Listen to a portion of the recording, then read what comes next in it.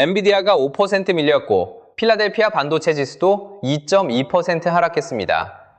미국 인공지능 반도체 분위기만 놓고 보면 오늘 아침 마음이 편하기 어렵죠.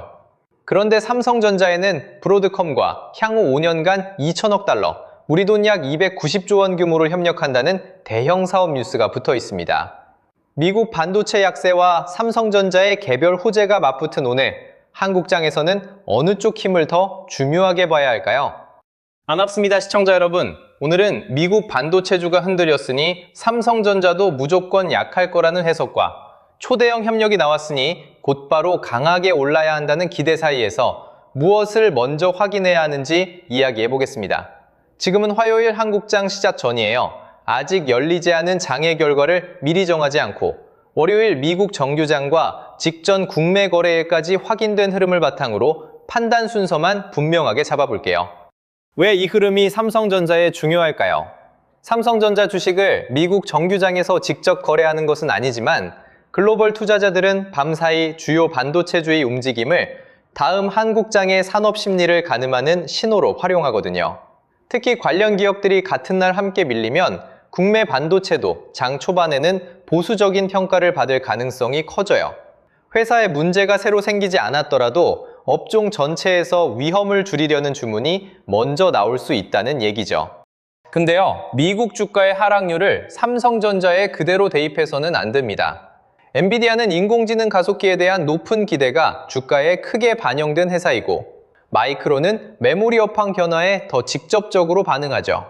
삼성전자는 고성능 메모리뿐 아니라 파운드리와 첨단 패키징, 스마트폰과 가전 등 사업 구성이 훨씬 넓습니다. 같은 반도체주라는 이름으로 묶이더라도 돈을 버는 방식과 시장이 요구하는 증량의 수준은 다를 수밖에 없어요.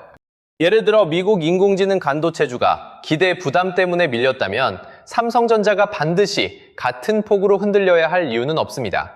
반대로 미국의 약세가 인공지능 투자 자체에 대한 불안에서 시작된 것이라면 삼성전자의 신규 협력도 단기적으로는 할인받을 수 있죠. 그러니까 오늘 필요한 질문은 미국장이 떨어졌으니 삼성전자도 떨어질까가 아니에요. 업종 전반의 부담 속에서도 삼성전자의 개별 사업 가치가 따로 평가받을 수 있느냐가 핵심입니다. 자, 이 지점에서 브로드컴과의 협력을 봐야 합니다. 발표된 내용은 향후 5년간 2천억 달러 규모로 첨단 메모리를 공급하고 인공지능 칩 생산을 위한 파운드리 협력에 나선다는 것이죠. 숫자만 보면 이 정도면 삼성전자 실적이 바로 크게 늘어나는 것 아닌가라는 기대가 생길 수 있어요. 하지만 전체 협력 규모와 삼성전자가 실제로 인식할 매출, 그리고 그 매출에서 남길 이익은 같은 개념이 아닙니다. 이 협력을 단일 제품의 일회성 납품 계약처럼 이해하면 판단이 꼬일 수 있어요. 여러 세대의 제품과 생산 공정, 패키징 기술을 장기간 연결하는 전략적 틀에 더 가깝기 때문이죠. 발표된 전체 숫자가 어느 한 시점에 전부 실적으로 들어오는 것도 아니고 모든 금액이 곧바로 이익이 되는 것도 아닙니다. 시장이 큰 숫자에 먼저 반응할 수는 있지만 그 기대를 오래 유지하려면 실제 공급과 양산이 순서대로 이어져야 해요. 그렇다면 이번 뉴스에서 정말 중요한 건 뭘까요? 삼성전자가 협력 안에서 맡을 수 있는 범위입니다. 차세대 HBM을 공급하고 2나노 이하 첨단 파운드리 공정을 활용해 인공지능 반도체 생산에 참여하며 첨단 패키징까지 연결하겠다는 내용이 들어있어요. 메모리 한 종류를 납품하는 관계보다 사업의 접점이 훨씬 넓죠. 한 영역의 성과가 다른 영역의 고객 확보로 이어질 가능성도 생깁니다. 쉽게 말하면요, 재료만 공급하던 업체가 조리와 포장까지 함께 맡을 기회를 얻은 것과 비슷합니다. 맡는 범위가 넓어지면 받을 수 있는 대가도 커질 수 있지만 모든 과정에서 품질과 납기 조건을 만족시켜야 하죠. 메모리가 좋아도 생산 공정이 안정되지 않으면 고객이 원하는 물량을 맞추기 어렵고 칩을 잘 만들어도 연결 기술에서 문제가 생기면 전체 성능이 떨어질 수 있습니다. 이번 협력이 큰 기회인 동시에 실행 능력의 시험대가 되는 이유예요. 특히 HBM4와 HBM4E 같은 차세대 제품이 포함됐다는 점은 중요합니다. 인공지능 반도체의 연산 성능이 높아질수록 데이터를 빠르게 주고받는 고성능 메모리의 역할도 커지거든요. 삼성전자가 차세대 제품에서 고객과 안정적인 공급 관계를 만들면 단순히 판매 물량만 늘어나는 것이 아니라 고부가가치 제품의 비중을 높일 가능성도 생겨요. 메모리 사업의 매출 구성과 수익성이 함께 좋아질 수 있는 길이 열리는 겁니다. 다만 제품 이름이 발표됐다는 사실만으로 수익성이 보장되는 것은 아니죠. 고객이 요구하는 성능과 전력 효율을 충족해야 하고 원하는 시점에 필요한 물량을 안정적으로 공급해야 합니다. 생산 과정에서 불량 비율을 낮추는 일도 중요하고요. 매출이 커져도 제조 비용이 예상보다 많이 들면 이익은 기대만큼 빠르게 늘지 않을 수 있어요. 발표와 공급, 공급과 이익 사이에 각각 확인해야 할 단계가 있다는 뜻입니다. 파운드리도 같은 기준으로 보셔야 합니다. 첨단 공정에 고객 물량이 들어오면 공장 활용도를 높이고 기술 경쟁력을 보여주는 데 도움이 될 수 있어요. 더구나 브로드컴과의 협력이 실제 양산으로 이어진다면 다른 고객에게도 공정 능력을 설명할 수 있는 사례가 될 수 있죠. 하지만 첨단 공정은 개발비와 설비 부담이 큰 분야입니다. 고객을 확보했다는 소식 다음에 안정적인 생산과 수익성까지 따라와야 사업 가치가 완성돼요. 첨단 패키징이 함께 언급된 이유도 놓치면 안 됩니다. 인공지능 반도체는 연산을 담당하는 칩과 고성능 메모리를 효율적으로 연결해야 전체 성능이 살아나거든요. 설계가 뛰어나더라도 연결 과정에서 속도나 전력 효율이 떨어지면 고객이 원하는 결과를 얻기 어렵습니다. 삼성전자가 메모리와 생산, 패키징을 한꺼번에 제한할 수 있다면 고객은 공급 과정을 단순화할 수 있어요. 삼성전자는 한 고객 관계에서 얻을 수 있는 사업 기회를 넓힐 수 있고요. 그러면 이렇게 좋은 내용인데 왜 주가는 뉴스만큼 시원하게 움직이지 않느냐고 물으실 수 있겠죠. 직전 거래일 기준 삼성전자는 25만 7천 원에 출발한 뒤 장중 24만 6천 원까지 흔들렸고 마지막 확정 가격은 25만 4천 원이었습니다. 초반에는 부담이 컸지만 저점에서는 일부 되돌림도 나왔어요. 좋은 뉴스에 대한 기대와 시장 전반의 위험 회피가 같은 거래일 안에서 동시에 작용했다고 이해하는 편이 자연스럽습니다. 직전 거래의 거래량은 앞선 4거래일 평균의 107% 수준이었어요. 가격 변동은 컸지만 거래가 평소보다 몇 배씩 폭발하며 새로운 방향을 확정했다고 보기는 어렵죠. 그렇다고 장중 저점에서 되돌렸다는 점을 무시할 필요도 없습니다. 직전 흐름은 매수와 매도, 어느 한쪽이 완전히 시장을 장악했다기보다 호재를 보는 시선과 업종 부담을 경계하는 시선이 강하게 맞섰다는 쪽에 가깝습니다. 단기 자금의 태도는 더 조심스러웠습니다. 삼성전자를 연속으로 사들이던 외국인은 지난 목요일 8,731억 원을 순매도했고 직전 거래일에도 8,369억 원을 순매도했어요. 큰 사업 뉴스가 나왔는데도 자금이 이틀 연속 빠졌다는 점은 분명 부담입니다. 적어도 직전 거래일까지는 개별 호재가 글로벌 반도체 위험을 줄이려는 움직임을 완전히 뒤집지 못했다고 볼 수 있죠. 오늘 수급은 장 마감 뒤 확인해야 합니다. 그럼 이 매도가 브로드컴 협력에 대한 부정적 평가일까요? 그렇게 단정하기에는 이릅니다. 같은 기간 미국 반도체주도 함께 약해졌기 때문에 글로벌 포트폴리오에서 관련 업종의 비중을 낮추는 과정이었을 수 있거든요. 한 기업의 장기 사업성을 나쁘게 본 것과 시장 변동성이 커져 일단 위험 자산을 줄인 것은 전혀 다른 판단입니다. 오늘은 매도 자체만 볼 게 아니라 업종이 흔들릴 때 삼성전자가 상대적으로 얼마나 버티는지를 함께 봐야 해요. 원달러 환율도 보조 신호로 확인할 필요가 있습니다. 지난 월요일 1,475원이었던 환율은 직전 거래일 1,465원 80전으로 내려왔어요. 원화가 강해지면 해외 투자자 입장에서 한국 주식의 환율 부담이 줄어들 수 있죠. 하지만 환율이 우호적으로 움직였다고 주식 매수가 자동으로 들어오는 것은 아닙니다. 실제로 원화가 강해지는 과정에서도 삼성전자에 대한 직전 이틀의 매도는 이어졌잖아요. 왜 이런 차이가 생길까요?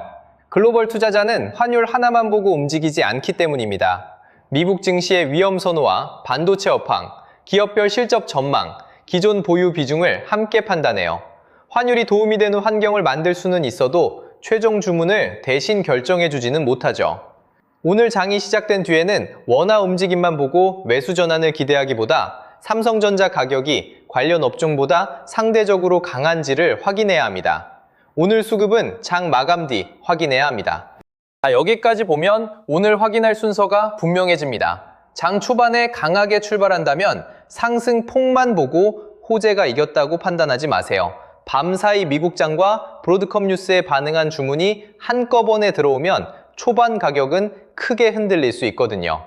첫 반응이 진정된 뒤에도 삼성전자가 관련 업종보다 견조한 흐름을 유지하는지, 그리고 초반 상승분을 쉽게 반납하지 않는지를 봐야 합니다. 반대로 약하게 출발한다고 해서 이번 협력의 가치가 사라지는 것도 아닙니다. 글로벌 반도체주가 동시에 밀린 다음 날에는 좋은 기업도 업종 흐름을 피하기 어려울 수 있어요. 중요한 건 시장의 불안이 조금 진정됐을 때 회복 속도가 달라지는지입니다. 삼성전자가 먼저 안정을 찾는다면 개별 사업 가치가 남아있다고 볼 수 있지만 계속 뒤처진다면 좋은 뉴스가 이미 상당 부분 반영됐거나 실제 이익까지 시간이 필요하다는 해석이 강해질 수 있죠. 보유자분들은 좋은 뉴스와 내 계좌의 대응을 구분하셔야 합니다. 내가 삼성전자를 보유한 이유가 차세대 HBM과 첨단 공정의 개선 가능성이라면 앞으로 공급 본격화와 실제 양산, 수익성 변화가 이어지는지를 확인해야 해요. 그런데 단지 계약 숫자가 크다는 이유로 감당하기 어려운 비중까지 계속 가져가는 것은 다른 문제입니다. 장기 전망을 믿는 것과 계좌의 위험을 방치하는 것은 같은 행동이 아니거든요. 새로 들어가려는 분도 장 초반 움직임을 급하게 따라갈 필요는 없습니다. 뉴스가 좋다는 판단과 지금 당장 매수해야 한다는 판단은 다르잖아요. 미국 반도체 업종이 약해진 날에는 초반 변동이 평소보다 커질 수 있고 강한 출발 뒤 차익 실현이 나올 수도 있어요. 반대로 약하게 시작했다가 개별 재료가 다시 평가될 수도 있죠. 방향을 맞추려 하기보다 초기 변동이 가라앉은 뒤 상대적인 힘이 남는지를 보는 편이 낫습니다. 오늘 중심 질문에 대한 답은 이렇습니다. 브로드컴과의 협력은 삼성전자의 차세대 HBM, 첨단 파운드리, 패키징을 하나의 고객 생태계에 연결한다는 점에서 중장기 이익 기대를 높일 수 있는 재료가 맞아요. 다만 오늘 한국장의 단기 방향에는 미국 반도체 업종의 약세와 직전 거래일까지 나타난 큰 매도가 먼저 영향을 줄 가능성을 경계해야 합니다. 큰 계약 숫자만으로 장 초반 움직임을 단정하지 말아야 하는 이유죠. 이 판단을 확인하거나 뒤집을 신호도 분명합니다. 미국 반도체주의 약세와 달리 삼성전자가 장중 상대적인 강도를 유지한다면 개별 사업 가치가 다시 평가받는다고 볼 수 있어요. 오늘 수급은 장 마감 뒤 확인해야 합니다. 반대로 초반 반등을 지키지 못한 채 관련 업종보다 계속 약하다면 협력의 장기 가치는 인정하되 단기 추격은 피해야 합니다. 기대는 크게 보더라도 비중과 확인 순서는 더 냉정하게 가져가셔야 해요. 자, 그래서 지금부터 드릴 이야기가 진짜 핵심이에요. 지금 뭘 해야 할지 모르겠는 분들, 특히 주식 투자를 시작한 지 얼마 안 된 분들은 여기부터 꼭 집중해 주세요. 현재 시장을 보면 돈이 레버리지 상품 쪽으로 과하게 몰려 있습니다.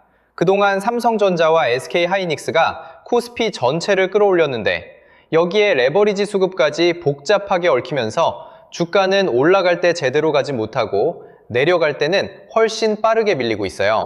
이럴 때 가장 위험한 생각이 뭔지 아세요? 이렇게 많이 떨어졌으니까 조금만 기다리면 다시 오르겠지. 바로 이 생각입니다. 제가 썸네일을 조금 자극적으로 만들고 제목도 강하게 잡는 이유가 있어요. 좋은 이야기를 하면 사람들이 찾아서 봅니다. 그런데 조심해야 한다거나 지금 위험하다는 이야기를 하면 잘 보지 않아요. 보고 싶은 것만 보고 듣고 싶은 이야기만 들으려고 하죠. 하지만 주식시장은 내가 보고 싶은 방향으로만 움직여주지 않습니다. 지금 내 종목이 어디에 있고 내 계좌가 얼마나 위험한 상태인지 현실부터 제대로 봐야 해요. 그래야 손실이 더 커지는 걸 막고 다음 기회가 왔을 때 움직일 수 있습니다. 지금 기업들의 실적이 갑자기 무너진 건 아니잖아요. 반도체 전망도 여전히 살아있고 좋은 소식도 계속 나오고 있습니다. 그런데 주가는 어떻습니까? 좋은 뉴스가 나와도 하루를 버티지 못하고 다시 떨어져요. 잠깐 반등하나 싶으면 매물이 쏟아지고 이제 바닥인가 싶으면 또 저점을 깨버립니다. 조금이라도 주식을 해보신 분들이라면 지금 시장이 정상적으로 움직이고 있지 않다는 걸 느끼실 거예요. 이런 장에서 기업 하나만 믿고 계속 버티는 건 위험합니다. 좋은 회사와 지금 당장 주가가 오르는 회사는 다르거든요. 회사가 아무리 좋아도 시장에서 다시 사주는 돈이 들어오지 않으면 주가는 계속 눌릴 수 있습니다. 마이너스 10%에서 기다린 시간이 아까워서 버텼는데 마이너스 20%가 되고 거기서 또 본전 생각에 붙잡고 있다가 손실이 더 커지는 경우가 정말 많아요. 시장은 내가 얼마나 오래 기다렸는지 봐주지 않습니다. 그렇다고 지금 당장 전부 팔라는 이야기도 아니에요. 기다릴 종목은 기다려야죠. 다만 왜 기다리는지, 어느 가격과 어떤 신호까지 확인할 것인지는 알고 기다려야 한다는 겁니다. 같은 마이너스 20%라도 상황은 사람마다 완전히 다릅니다. 그 종목이 계좌에서 10%를 차지하는 사람과 70%를 차지하는 사람의 대응이 같을 수 없고요. 현금을 절반 남겨둔 사람과 이미 모든 자금을 넣은 사람도 똑같이 움직이면 안 됩니다. 그래서 지금은 종목 하나의 전망만 볼 게 아니라 내 매수가와 비중, 남은 현금부터 함께 봐야 해요. 내 종목이 반도체 전체와 같이 밀리고 있는 건지 아니면 시장이 반등해도 혼자 뒤처지고 있는지도 비교해 봐야 하고요. 외국인이 선물만 잠깐 사고 빠지는 건지 현물까지 함께 사들이기 시작했는지 프로그램 매수가 장중에만 들어왔다가 사라지는지 종가까지 남아있는지 거래대금이 붙으면서 올라오는 반등인지 거래도 없이 잠깐 튀어오른 건지도 확인해야 합니다. 하루 올랐다고 하락장이 끝난 게 아니에요. 이런 변화가 함께 나타나야 그때부터 시장이 조금씩 달라지고 있다고 볼 수 있는 겁니다. 그런데 이걸 매일 혼자 확인하기가 쉽지 않죠. 외국인 수급을 보라는데 어디에서 봐야 하는지 모르겠고 프로그램 매매와 거래대금을 확인해도 그 숫자가 좋은 건지 나쁜 건지 판단하기 어렵습니다. 거기에 내 종목까지 계속 떨어지고 있으면 마음이 급해져요. 지금이라도 팔아야 하나 아니면 조금 더 사야 하나. 영상을 계속 찾아봐도 사람마다 말이 다르니까 오히려 더 혼란스러워지고요. 그래서 제가 지금 같은 장에서 뭘 먼저 확인하고 어떻게 대응해야 할지 막막한 분들을 위해 몇 가지 자료를 준비했는데요. 당장 하락이 더 나왔을 때 무엇부터 확인해야 하는지, 어느 신호까지는 기다려볼 수 있고 어떤 변화가 나타나면 비중을 다시 살펴봐야 하는지를 하락장 대응 가이드에 담아두었습니다. 그리고 그 기준을 내 계좌에는 어떻게 적용해야 할지 고민되는 분들을 위해 보유 종목 무료 진단도 함께 준비했어요. 보유 종목과 매수가, 현재 손익과 비중을 바탕으로 한 종목에 돈이 너무 많이 몰려있지는 않은지, 시장보다 유독 약하게 움직이는 종목은 무엇인지, 지금 계좌에서 어떤 종목부터 살펴봐야 하는지 확인하실 수 있습니다. 종목마다 똑같이 물을 타거나 한꺼번에 팔기 전에 기다려볼 종목과 반등이 왔을 때 비중을 살펴볼 종목부터 나눠보자는 겁니다. 현재 계좌를 어느 정도 점검했다면 그 다음에는 시장이 돌아섰을 때를 준비해야겠죠. 개별 종목에 다시 큰 돈을 넣기가 부담스러운 분들을 위해 반도체 ETF 매매 정보도 정리해 두었습니다. 같은 반도체 ETF처럼 보여도 삼성전자 비중이 높은 상품이 있고 SK하이닉스 움직임을 더 크게 따라가는 상품도 있어요. 국내 반도체 전체에 나눠 투자하는 상품도 있고요. 각 상품이 무엇을 담고 있는지, 변동성이 큰 지금은 어떤 흐름을 확인한 뒤 관심을 높여야 하는지 비교해서 보실 수 있습니다.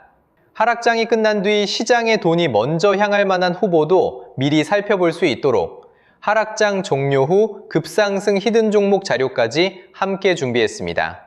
그냥 많이 떨어져서 싸 보이는 종목을 모아둔 건 아니에요. 시장이 흔들리는 동안에도 실적이 유지되고 있는지, 외국인과 기관의 자금이 완전히 빠져나가지는 않았는지, 같은 업종 안에서 상대적으로 잘 버티고 있는지를 보고 추려낸 후보들입니다. 시장이 돌아선 뒤 이미 급등한 종목을 뒤늦게 따라가지 않으려면 하락이 끝나기 전부터 이런 종목들을 보고 있어야 하거든요. 다만 자료를 한번 확인했다고 시장이 그대로 멈춰 있는 건 아니잖아요. 오늘까지 버티던 가격이 내일 무너질 수도 있고 계속 팔던 외국인이 갑자기 현물과 선물을 함께 사들이기 시작할 수도 있습니다. 그래서 그날그날 달라지는 시황과 가격 변동성까지 이어서 확인할 수 있도록 주도주 알림센터도 같이 열어두었습니다. 레버리지로 꼬였던 수급이 조금씩 풀리는지, 외국인 자금이 다시 들어오는지, 반도체에서 빠져나온 돈이 어느 업종으로 향하는지를 시장 변화에 맞춰 살펴보실 수 있어요.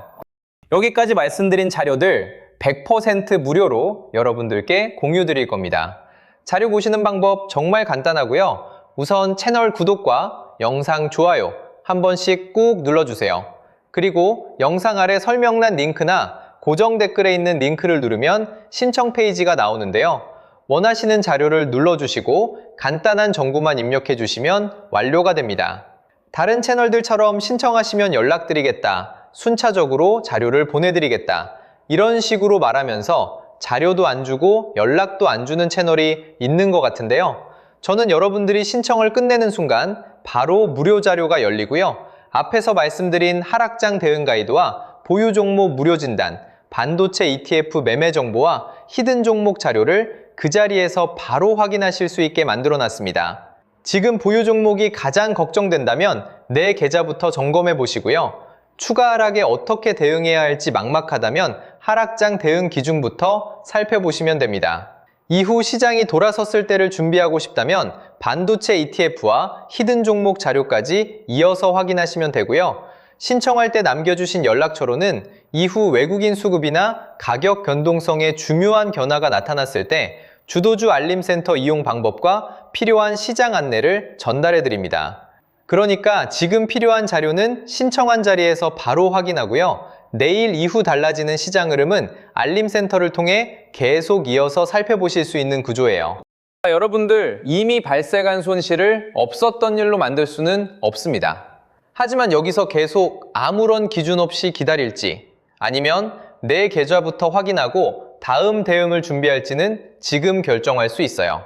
계좌를 열 때마다 뭘 해야 할지 몰라 답답하셨다면 이번에도 언젠가는 오르겠지 하고 그냥 넘기지 마세요. 내 종목을 왜 계속 가져가는지, 어디까지 기다릴 건지, 반등이 나왔을 때는 어떻게 할 건지 지금부터 하나씩 확인해 두셨으면 좋겠습니다. 오늘의 핵심은 브로드컴 협력의 장기 가치는 크지만 당장의 방향은 미국 반도체 약세를 이겨내는 상대적 움직임이 좌우할 가능성이 크다는 점입니다. 오늘도 함께 해주셔서 감사합니다. 다음 영상에서도 꼭 확인해야 할 시장 신호만 골라 다시 인사드리겠습니다.